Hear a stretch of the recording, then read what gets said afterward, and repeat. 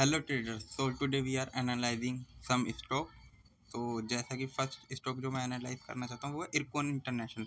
जैसा कि इस स्टॉक को मैंने आप लोगों से 11 दिसंबर को भी डिस्कस किया था, लगभग इस वाली कैंडल पे। तो जब जो उस टाइम पे उस दिन का जो मार्केट क्लोज हुआ था वो 159 पे हुआ था, और आज वहाँ से देखेंगे तो वहाँ से अप्रोक्स 20% की 20 पॉइंट की अपसाइड आ चुकी है। तो अगर आपको मैं दिखाना चाहूँ कि सेम उसी लेवल से आज ये स्टॉक कितने परसेंट अप है, तो आप ये देखते हैं कि मार्केट अपने उस वाले लेवल से इस वाले कैंडल पे मैंने आपको बोला था कि इस मार्केट के अंदर एक अपसाइड है। अगर देखें तो यहाँ से लगभग 8 आज के क्लोजिंग प्राइस पे 13 to 14%, बट इसके हाई तक जाएंगे तो 18% का एक आपको रिटर्न देखने को मिल सकता है। तो ये स्टॉक के अंदर बाइंग है, और इन स्टॉक को मतलब बजट के लेवल तक के लिए पिक करना चाहिए। वो इसलिए क्योंकि रेलवे के अंदर अच्छा खासा एलोकेशन होता है, और ये स्टॉक आपको अच्छे खासे डिस्काउंट पे अवेलेबल थे। लगभग जब मैं पिछली बार आप लोगों से डिस्कस कर रहा था उस टाइम पे ये 50% के डिस्काउंट पे अवेलेबल थे, और आज ये जिस क्लोजिंग पे वहाँ से 45% के डिस्काउंट पे अवेलेबल है। और जो इस स्टॉक के हाई हैं वो 340 350 के लेवल के हैं। तो आज भी इस स्टॉक के अंदर एक वैल्यू बाइंग की अपॉर्चुनिटी देखने को मिलती है। बट अगर आप यहाँ पे देखेंगे तो ये अपना एक रेजिस्टेंस फेस कर रहा है यहाँ पे 185 के लेवल पे, और 185 के लेवल से ही आज इसमें गिरावट भी आई है। तो अगर आप देखें तो यही वाली जो लाइन है, ये यहाँ पे एक स्ट्रॉन्ग रेजिस्टेंस था। अगर हाँ 185 का लेवल ब्रेक करता है तो फिर एक नई अपसाइड के लिए जाएगा स्टॉक, और इस स्टॉक के अंदर जो अगले लेवल बनते हैं वो काफ़ी अच्छे बन सकते हैं।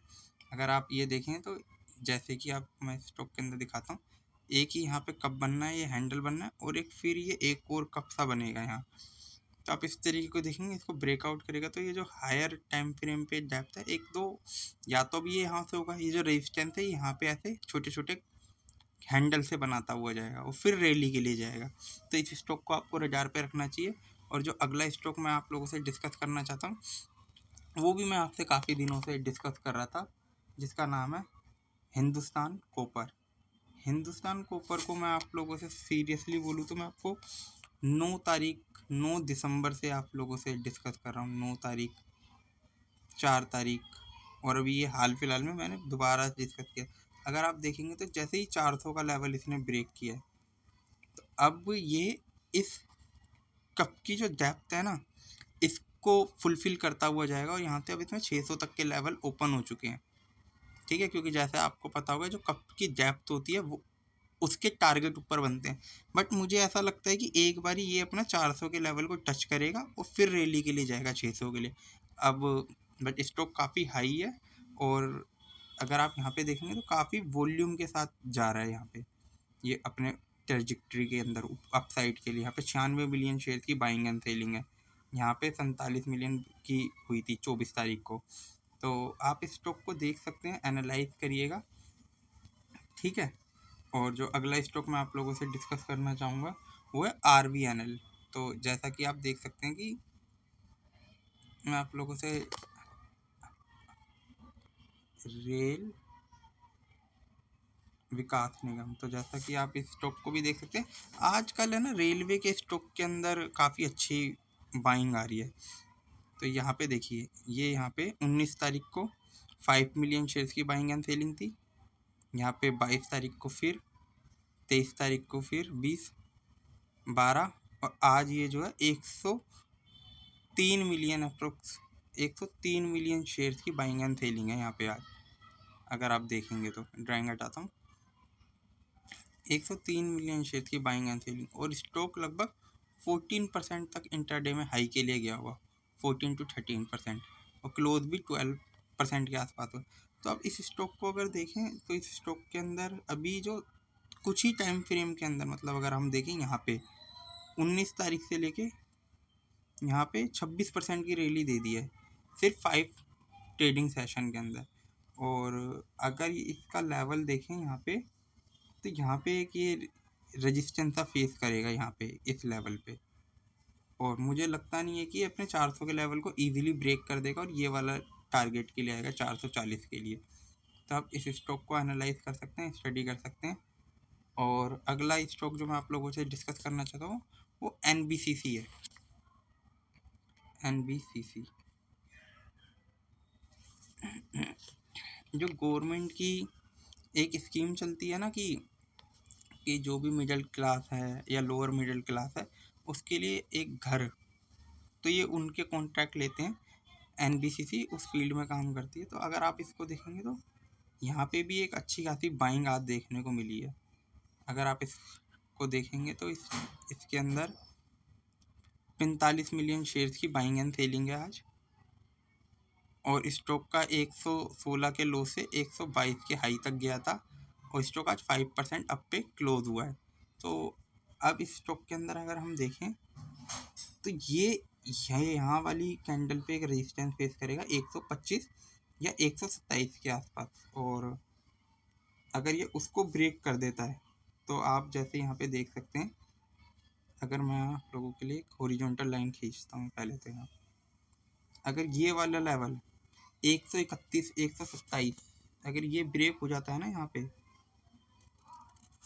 तो आप यहाँ पे एक अच्छी खासी अपसाइड के लिए इसको पिक कर सकते हैं। ये मैं आप लोगों को दिखाता हूँ, इसके अंदर एक पैटर्न भी दिख रहा है मुझको।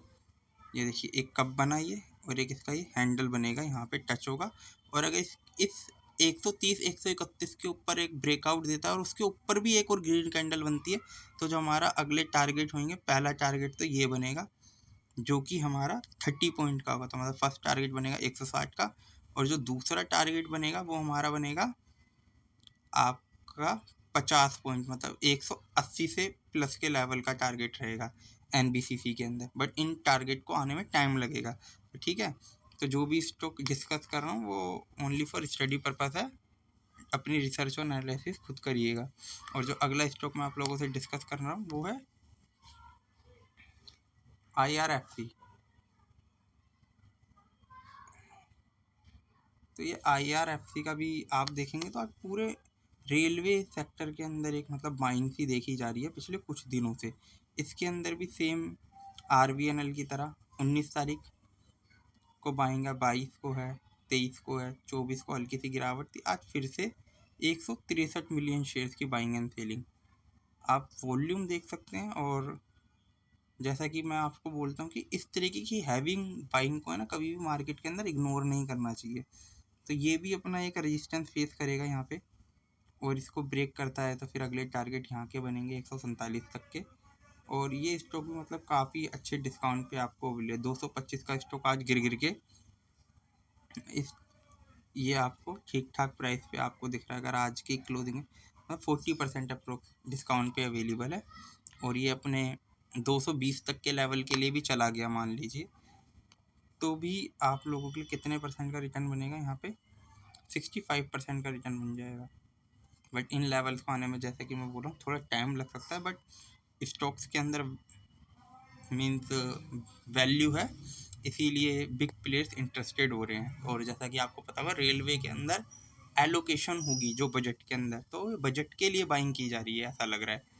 तो जो कि बजट हमारा 1 फरवरी को अनाउंस होता है, तो उस तरीके को देख के आप पिक किया जा सकता है। और जो अगला स्टॉक मैं आप लोगों से डिस्कस करना चाहूँगा वो है शिपिंग कॉरपोरेशन ऑफ इंडिया।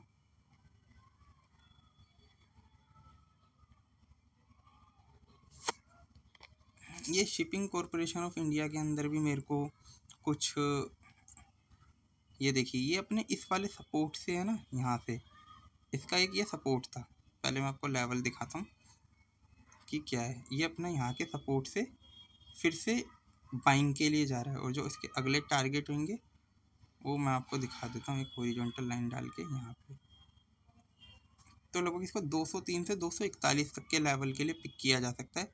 जैसा कि आप देख सकते हैं कि ये बैक टेस्टिंग के अंदर भी यहाँ पे देखिएगा, एक बारी ये अपना यहाँ पे था 12 अगस्त को, इसको ब्रेकआउट कर दिया था इसने यहाँ पे 24 अक्टूबर को।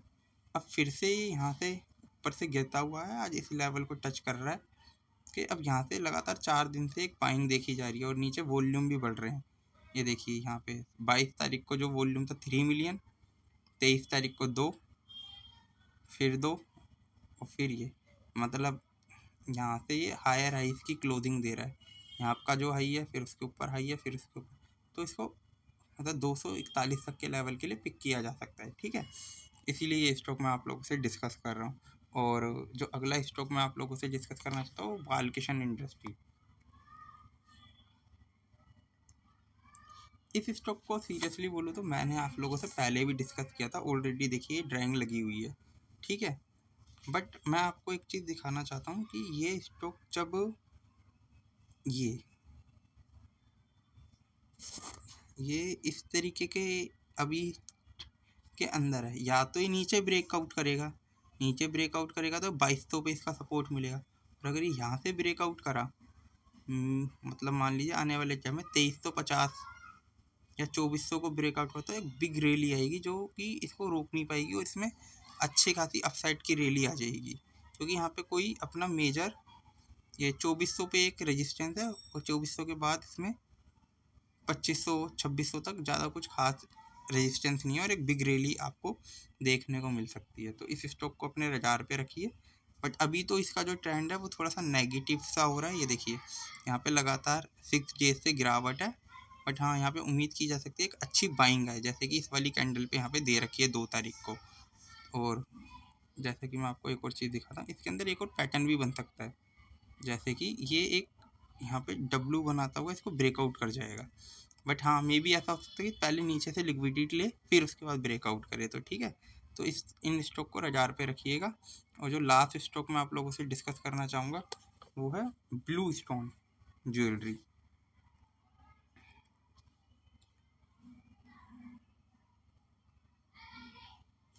अब इस स्टॉक को मैं आपसे इसलिए डिस्कस कर रहा हूँ, ये देखिए ये न्यूली लिस्टेड है। इसकी लिस्टिंग यहाँ पे होती है अपना 19 अगस्त को, लगभग ये ओपन 510 के लेवल पे ओपन होता है और उसके बाद अपना यहाँ पे हाई बनाता है 800 तक, 793 तक जाता है 510 से। अब ये न्यूली लिस्टेड थी, हायर हाई फॉर्मेशन था, ये देखिए ये लोअर हाई फिर लोअर हाई फिर हाई बनाने के बाद अब ये गिरता जा रहा है और अपनी लिस्टिंग से नीचे आ गया है। तो ये न्यूली लिस्ट जो कंपनी होती है ना, इनमें जल्दी ट्रेड नहीं करना चाहिए, खास करके स्टार्टिंग के 30 से 40 दिन में, क्योंकि इसके अंदर जो बिग इन्वेस्टर होते हैं वो अपना स्टेक धीरे धीरे काट रहे होते हैं। HNIs हो गए, FIIs हो गए और रिटेलर तो काटते ही हैं, ठीक है। तो इनको तब पिक नहीं करना चाहिए लगभग 60 दिन या 45 दिन तक। अब देखिए इस स्टॉक में किसी ने यहाँ पे पिक किया होगा या यहाँ पे भी पिक किया होगा 600 के लेवल पे भी। आज इसका अगर आप इसी लेवल पे भी पिक करें, मान लीजिए कि हमने यहाँ पे इसको बाई किया था, आज हमारा कैपिटल कितना डाउन है, 23% डाउन है। तो इन स्टॉक के अंदर हमें ट्रेड भी नहीं लेना चाहिए। क्यों? क्योंकि इसके अंदर जब सर्किट लगते हैं तो ऊपर ही लगते चले जाते हैं और जब डाउन आते हैं तो डाउन ही आते हैं, जैसे कि मैंने आपसे मीशो का भी एग्जांपल डिस्कस किया था कुछ दिन पहले। तो अपने कैपिटल को सेव करिएगा। अगर आपका कैपिटल सेफ है तो आप मार्केट के अंदर पैसा बना ही लेंगे। और अपना रिस्क मैनेजमेंट अच्छे से मैनेज करिए, हो सके तो कैश में ट्रेड लीजिए, लिया करिए। मे बी इंट्राडे में अगर आपको लेवल अच्छे लग रहे हैं तो लीजिए। अपनी रिसर्च और एनालिसिस करिए और परफेक्टली एग्जीक्यूट करिए। ट्रेडिंग टफेस्ट प्रोफेशन है, ईजी नहीं है, ठीक है। खून जलता है, जैसे कि मैं बोलता हूँ कि खून जलता है। तो काफ़ी कॉशियसली लीजिएगा ट्रेड। अब इसमें लो बन रहे हैं तो देखते हैं अब आगे क्या हो सकता है। तो जो भी स्टॉक मैंने डिस्कस करे हैं वो ओनली फॉर स्टडी पर्पस है, किसी भी तरीके की बाइंग और सेलिंग रिकमेंडेशन नहीं है। I am not SEBI registered analysis, but I am showing my experience with you. I am also learning here. तो thank you for watching me Sanam trading. Channel को लाइक करें, सब्सक्राइब करें। Okay bye.